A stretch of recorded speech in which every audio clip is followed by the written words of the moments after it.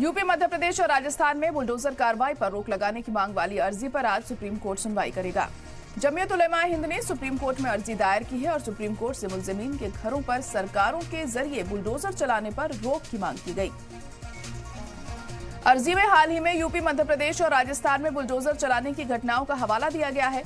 अक़लियती समाज को निशाना बनाने का इल्जाम इसमें लगाया गया है। तो आज सुप्रीम कोर्ट की तरफ से इस अर्जी पर सुनवाई होगी और क्या कुछ सुप्रीम कोर्ट कहता है इस मसले पर, यह देखना यहां पर अहम होगा, क्योंकि लगातार जो बुलडोजर कार्रवाई है उसकी घटनाएं बढ़ती जा रही हैं और सरकार की तरफ से बुलडोजर कार्रवाई को ही अंजाम दिया जा रहा है, मुलजमीन के घरों पर, उनकी प्रॉपर्टीज पर। अब ऐसे में इस अर्जी को यहां पर लगाया गया है सुप्रीम कोर्ट में और आज सुप्रीम कोर्ट इस मामले में समाअत करेगा, सुनवाई होगी और क्या कुछ सुप्रीम कोर्ट कहता है, क्या किसी तरह की राहत दी जाती है। जमीयत उलेमा हिंद की तरफ से ये अर्जी दाखिल की गई है और इसमें यह भी कहा गया है कि खासतौर से अक़लियती समाज को निशाना बनाया जा रहा है, ऐसा इल्जाम भी इस अर्जी के जरिए लगाया गया है।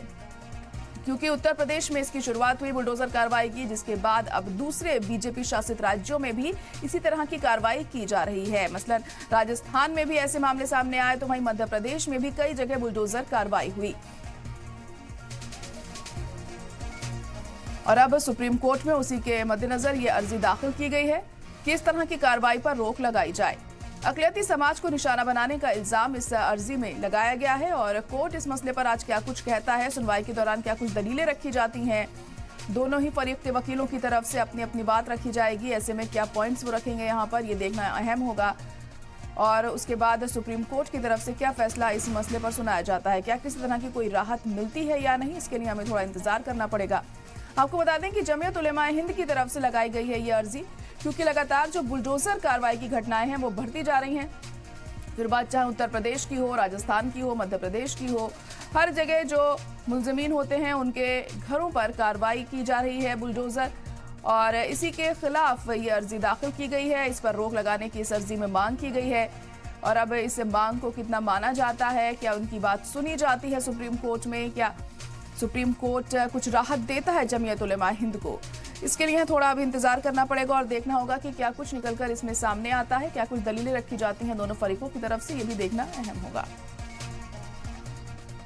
क्योंकि पहले सिर्फ उत्तर प्रदेश में इस तरह की चीजें सामने आ रही थी, योगी सरकार की तरफ से ये कार्रवाई की जा रही थी, लेकिन अब दूसरे रियासतों में भी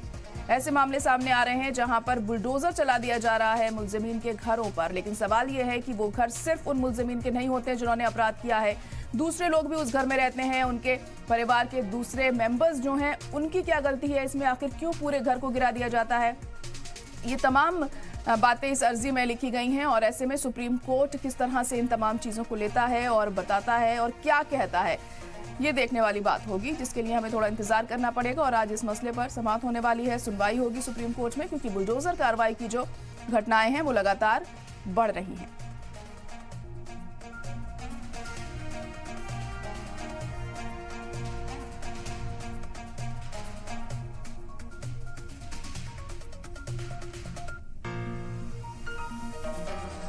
और खासतौर से अक़लियती समाज को निशाना बनाया जा रहा है सरकारों की तरफ से, यह भी इस अर्जी में कहा गया है। महज एक तबके के ही घरों पर ज्यादा